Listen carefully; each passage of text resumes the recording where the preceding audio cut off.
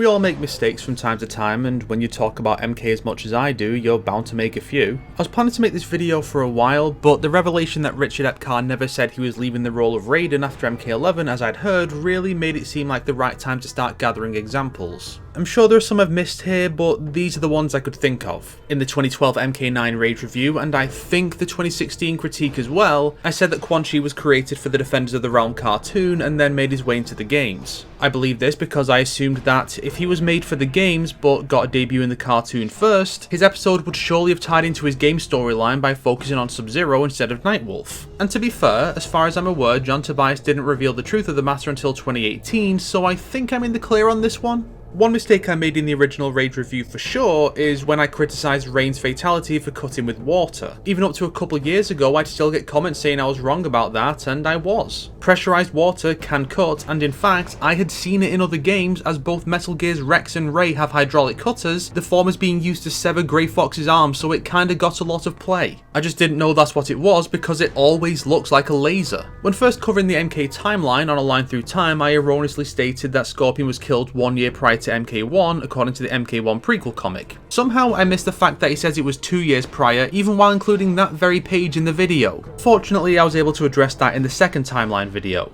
In a similar vein, in my unscripted video on the MK11 reveal event, I criticised Baraka's MK11 fatality for not utilising his unique characteristics like his blades, while simultaneously showing him using his blade in said fatality. I've since tried to make that baffling ignorance something of a running joke because at that point you kinda have to. Going back a little, in the MKX critique I said that the game has the same round system as Injustice. Genuinely no idea why I said this since it very clearly does not, and I should have known that from playing the game for footage. I think it was in that same critique that I claimed Ermac taught Kenshi telekinesis in the old timeline. Fortunately, I was able to address in Ermac's weighted potential that no, he only taught him the Teleslam move, while the swordsman already knew he could use telekinesis. To be fair, it makes more sense for him to sense Kenshi's potential to use telekinesis and teach him, rather than for him to simply teach him that this ability can lift and slam people, as if that never occurred to Kenshi. In the misconceptions on Sonya's rivalry with Kano, I said that Sonya never had a reason given for being so determined to take down Kano in the games. MK9 does offer an explanation where he was an SF informant that turned out to be the Black Dragon's leader, betraying the SF and getting a bunch of Sonya's comrades killed. When proposing additions to MK11's customization, an item I said wasn't in the game actually was. Raiden's MK9 amulet is in the game. I thought it had gone through a redesign, possibly because of its colour changing with the skin, but no, it's pretty accurate to the original, and setting a variation as your favourite would set it for online play even if it wasn't in the first slot. It was still stupidly limiting though. And one mistake I didn't make there is that Kano does have an eye that's similar to the MKX one, but a lot of the details are changed to where it feels like a new one, so I was right in saying it isn't in there. In the adaptive difficulty on MK being influenced by its adaptations, I said that Kano was Japanese American up until Trevor Goddard portrayed him as an Australian in the 1995 movie.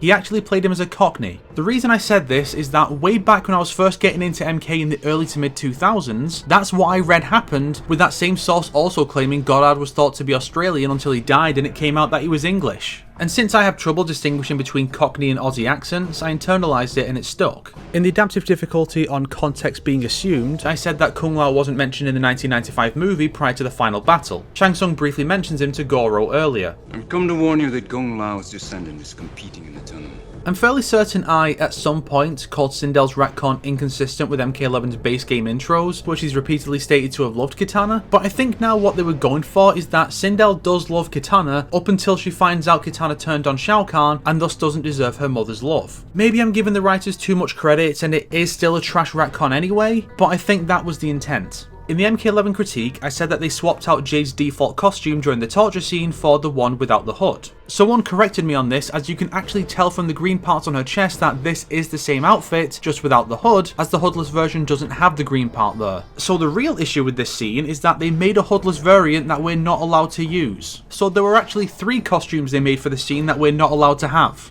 Thanks, NetherRealm. And those are all the ones I could identify. There may be more and probably will be more in the future. If and when there are enough to make another of these, I will. I don't like the thought of people getting the wrong idea about a topic because of something I said that was incorrect. But that's a thing you kinda have to get used to as a content creator. You will make mistakes, and sites like YouTube make it very difficult to address those mistakes, with removing the video and releasing a replacement, or inserting a correction video via card at the very moment the mistake comes up and hoping people will notice being the only real options YouTubers have left. You want to make the site better for creator's YouTube, adding the option to upload a replacement file or bringing back annotations are your first step, and if you were halfway competent, you would know that. If you liked this video, why not subscribe and support me on Patreon like these fine people here? If not, then make sure to share it with your enemies so they can suffer along with you. Today's recommended video is Mortal Kombat 11 Fixing the Biggest Mistakes by True Underdog Gaming, because if I'm going down, I'm taking someone else with me.